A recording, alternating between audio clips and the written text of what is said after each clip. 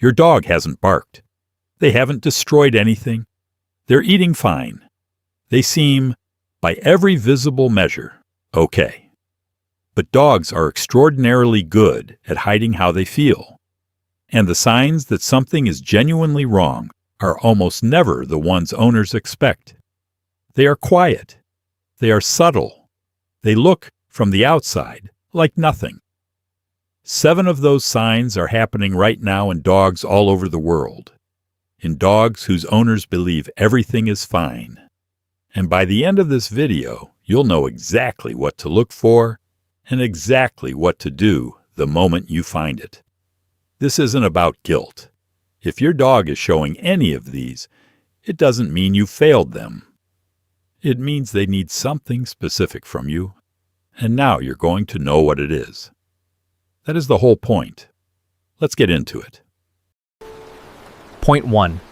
Excessive yawning, lip licking, or repeated stretching when nothing has changed. You've seen your dog yawn. You've seen them lick their lips. You've probably never thought twice about either. But when these behaviors appear repeatedly in calm, unstimulating situations, not after waking up, not before eating, they are what canine behaviorists call calming signals. Self-soothing behaviors that dogs perform when they are experiencing internal stress they cannot otherwise express. A dog who yawns in the middle of a quiet afternoon or repeatedly licks their lips during what seems like a perfectly ordinary moment is communicating discomfort in one of the only ways available to them. The behavior is directed inward, at their own nervous system, rather than outward at the environment, and it is very easy to miss precisely because it looks so mundane. The fix identify what changed recently in the dog's environment or routine, a new person, a shift in schedule, a new smell or sound. Reduce stimulation, increase predictability, and add 5 to 10 minutes of calm, unstructured one-on-one time daily. The calming signals should reduce within a week if the source of stress is addressed. Point 2. Sleeping significantly more than usual, but not resting peacefully. Dogs sleep a lot. Between 12 and 16 hours a day is normal for most adult dogs, so increased sleep is easy to dismiss. But there is a specific kind of increased sleep that is a red flag, and it looks like this. The dog is sleeping more, but the sleep is restless, frequent position changes, light waking at minor sounds, the body tense even at rest. Or the dog withdraws to sleep in isolated spots, away from the family, rather than in proximity to their people. This pattern, increased sleep combined with restlessness or withdrawal, is one of the most reliable indicators of low-grade chronic stress or the early stages of canine depression. It is the dog's nervous system using sleep as a retreat from a world that feels, for reasons the dog cannot articulate, too much. The fix increase meaningful activity in the waking hours, not just physical exercise, but mental enrichment, sniff walks, puzzle feeders, brief training sessions with positive reinforcement. Check for any changes in the dog's daily routine that might be contributing to withdrawal. If the pattern persists beyond 2 weeks, consult a veterinarian to rule out underlying physical causes. Point 3. Loss of interest in toys, play, or activities they previously loved. A dog that used to go wild for a specific toy and now walks past it without interest. A dog that used to bounce at the word walk and now has to be coaxed to the door. A dog that no longer solicits play from family members. This is one of the clearest behavioral indicators of something being wrong, and it is frequently misread as the dog simply getting older or being picky. Anhedonia, the loss of interest in previously pleasurable activities, is a recognized sign of depression and chronic stress in dogs, mirroring the same phenomenon in humans. It is not about the toy. It is not about the walk. It is about a dog whose baseline emotional state has shifted away from a place where those things feel worth engaging with. The fix: Do not force engagement that increases pressure.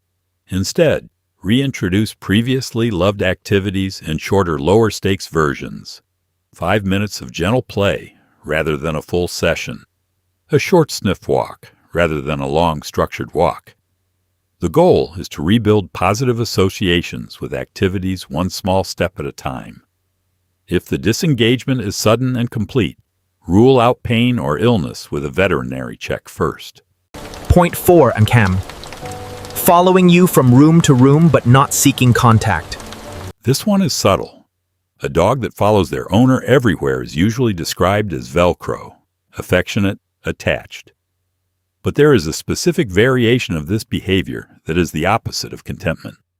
The dog follows you from room to room, but when they arrive, they don't settle near you, don't make contact, don't seek interaction. They simply need to know where you are. Then they stand or lie at a distance, vigilant and slightly tense, unable to fully rest. This is hypervigilance, a state of chronic low-level anxiety in which the dog cannot fully relax because it is continuously monitoring its environment and its primary attachment figure for signs of change or threat. It is exhausting for the dog, and because it looks superficially like devotion, it can go completely unaddressed for months or years. The fix build confidence through predictable routine and brief structured separation practice, teaching the dog that being in a different room from you is safe and temporary. Practice place training to give the dog a designated spot associated with calm. Never punish the following behavior. Redirect it gently toward a settled, rewarded alternative. If the hypervigilance is severe, a qualified veterinary behaviorist can provide tailored support. Point 5, ears consistently back or down in non-threatening situations. Ear position is one of the most reliable real-time indicators of a dog's emotional state. Ears carried naturally forward or at mid-height indicate a relaxed, engaged dog. Ears consistently flattened back against the head, even in familiar, safe, non-threatening environments, indicate a dog whose baseline emotional state is one of low-level apprehension or chronic stress. This is not the same as ears going back momentarily during a loud noise or a vet visit. This is ears that are almost always back. Ears that are back when there is nothing to be back about. If you look at your dog right now and their ears are consistently carried back, this is worth paying attention to. It is one of the body's most honest signals, and it is happening continuously rather than in response to a specific trigger. The fix photograph your dog's ear position across different times of day and environments for 1 week. Look for patterns. What is happening when the ears go back? What environment or interaction consistently produces this? Address those specific triggers. Reduce exposure to known stressors. Increase exposure to positive, low-pressure experiences, and use counter-conditioning techniques to change the emotional response to specific triggers. Point 6. Turning away or moving away when you approach. When you walk toward your dog and they shift their body slightly away, turn their head, reorient their posture, take a small step back. This is communication. In canine body language, turning away is a clear and deliberate signal. It means the dog needs space. It means the approach, for whatever reason in that moment, felt like too much. This is not rejection. This is honesty. And it is a sign that deserves to be heard rather than overridden. A dog that consistently turns away when approached, especially if this is a change from previous behavior, is a dog whose comfort threshold is lower than it used to be. Something has shifted in how they experience approach, and that shift is telling you something important about their current emotional state. The fix: respect the signal immediately and completely. When a dog turns away, stop the approach, give space, and let the dog choose when to re-engage. Practice approach and retreat. Move toward the dog briefly, then move away, letting the dog learn that your approach predicts retreat rather than intrusion. Over time, rebuild positive associations with your approach through calm, reward-based, dog-initiated interactions. Point 7. A general flatness present but not really there. This last sign is the hardest to name and the easiest to overlook. The dog is present. They follow routines. They eat. They walk. They exist in the household. But something in them is absent. The eyes are duller than they used to be. The tail doesn't have its old frequency. There is a flatness to the way they move through their days, a quality of going through the motions that is different, in some hard-to-articulate way, from how they used to be. Owners who notice this often describe it as, "I can't put my finger on it, but something's different." That something is worth listening to. Dogs communicate in the aggregate, across the total sum of their behavior, their energy, their presence. And when that aggregate shifts, it is information. A dog whose overall vitality has dimmed is a dog asking for something. More connection, more enrichment, more of the specific things that make their individual life feel worth engaging with. The fix.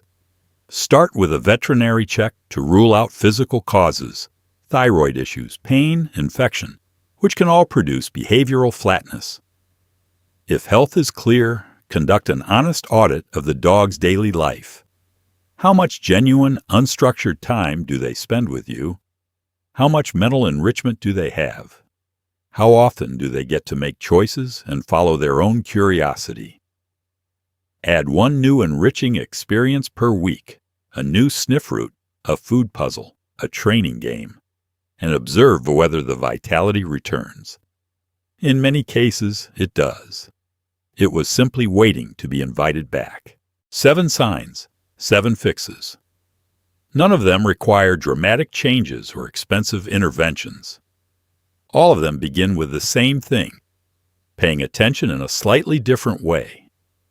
Looking at your dog not just for what they are doing, but for what they are communicating through the way they are doing it. Your dog cannot tell you when something is wrong, but they are telling you. They have always been telling you. The signs were just quieter than you knew to listen for.